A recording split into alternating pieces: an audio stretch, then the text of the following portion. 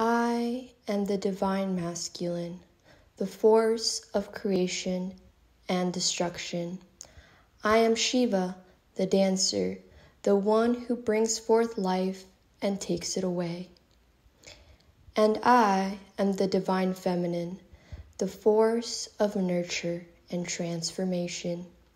I am Shakti, the mother, the one who gives birth and sustains all. Together we are the cosmos, the dance of Shiva and Shakti. We are the yin and the yang, the perfect balance of all things. But even in our unity, we long for something more, for the divine dance is not complete until we become one and reach God consciousness. And so we fall in love in a dance of passion and grace. We become one in body and soul and reach the pinnacle of our being. In this state of unity, we transcend ourselves and all that is.